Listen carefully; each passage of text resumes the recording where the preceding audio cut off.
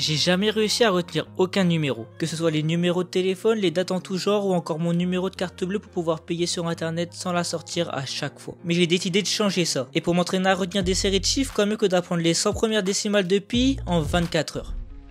Pour réussir, la première chose que j'ai eu à faire, c'est de trouver la bonne méthode. Pour l'instant, quand je voulais mémoriser des chiffres, je me les répétais dans ma tête jusqu'à temps que j'arrive à les retenir. Le problème, c'est que là, avec 100 chiffres, j'y arriverai jamais. Et même si j'y arrive, je les oublierai au bout de quelques minutes.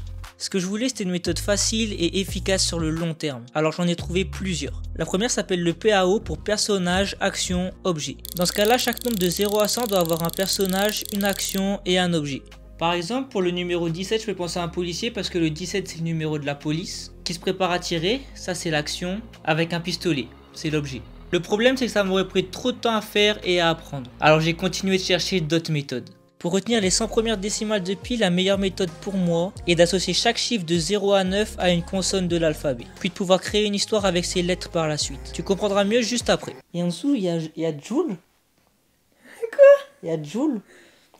Nouvelle vidéo, nouveau défi. Aujourd'hui, mémoriser les 100 premiers chiffres de pi. Là, il est actuellement 11h22. C'est parti. La première chose que j'ai dû faire, c'est associer des lettres aux chiffres. Pour ça, j'ai essayé de trouver des lettres qui ressemblaient de près ou de loin aux chiffres auxquels je voulais les associer. Par exemple, pour le 0, j'ai choisi le C parce que 2C assemblé ressemble à 0. Pour le 5, j'ai choisi un S parce que c'est quasiment la même chose, etc. Cette partie est allée plutôt vite, mais c'est la suivante qui a été beaucoup plus longue. Le but, c'est d'associer les lettres par 2 ou par 3 pour pouvoir faire un mot après. Là, par exemple, pour les premiers chiffres de pi après le 3,14, c'est un 15. Donc pour moi, le 1 c'est un T et le 5 c'est un S. Et du coup ça me fait penser au mot taser. Les chiffres d'après c'est un 9 et un 2. Donc le 9 pour moi c'est un J et le 2 c'est un N. Donc ça me fait penser au mot jean. Donc là je vais imaginer un taser qui porte un jean par exemple. Chose hyper importante aussi, c'est qu'il faut que l'histoire se passe à un endroit que tu connais par cœur. Par exemple pour mon histoire ça se passe chez ma copine, mais ça peut se passer chez toi, dans ton école. Pour en revenir à l'histoire du taser qui porte un jean, par exemple j'imagine que je rentre dans la chambre et que là directement sur le bureau je vois un taser qui porte un jean quoi. C'est tranquille, c'est normal après tout. Maintenant je devais créer mon histoire.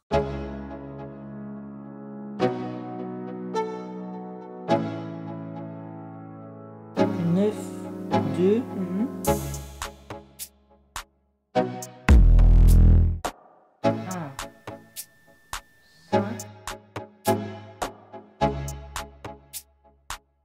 et en dessous il y a Joule qui fait l'amour à Jean-Marie avec un M. 3. Voilà. Non mais ton histoire genre. Ça y est, j'ai fini mon histoire avec les 100 décimales de pi et je pense que je suis capable de les réciter dès maintenant donc on va tester ça. 3,14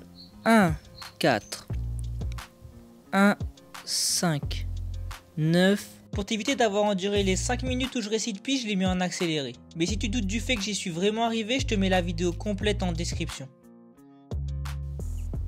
1, 7, 0, 6, 7, 9. Voilà. Ça y est, je suis trop content. Après la vérification, je peux enfin dire que je connais les 100 décimales de pi. Je suis content, j'ai réussi à le faire en une journée, en moins d'une journée d'ailleurs. Et c'est génial en fait, je me dis que tout le monde peut le faire. J'ai toujours pensé que c'était hyper dur de retenir une série pareille de chiffres. Et c'est vrai que c'est vraiment dur si on n'a pas la méthode.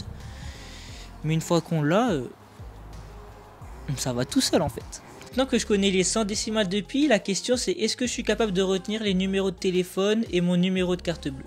Pour le numéro de carte bleue, j'ai réussi à le mémoriser assez rapidement. Mais j'ai rencontré un problème en voulant apprendre les numéros de téléphone.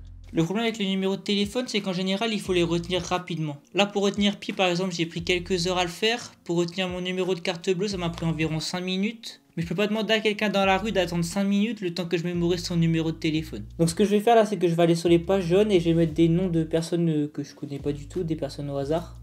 Et je vais essayer de retenir leur numéro. Donc je vais le faire 3 fois, 1 minute pour chaque personne. Je vais enchaîner les 3 et le but c'est qu'à la fin j'arrive à retenir les 3 et à les réciter. Voilà, donc let's go, on y part. Je profite du moment où j'apprends ces numéros pour faire ma petite pub. Sur ma chaîne, j'apprends plein de trucs totalement différents. Donc si t'aimes ce genre de contenu, n'hésite pas à t'abonner. Ok. Bon, on est aux 3 minutes. On va commencer par le premier numéro. Comme pour Pi, je t'évite le moment où je récite, mais tu retrouveras aussi le passage complet en description. 4-1. J'espère que c'est ça. On va vérifier. Ça y est, j'ai réussi. Je peux officiellement utiliser cette technique dans la vie de tous les jours. Si la vidéo t'a plu, n'hésite pas à liker et à commenter pour le référencement. Et si t'aimes bien ce genre de vidéo, n'hésite pas à t'abonner pour pas rater les prochaines. Ciao!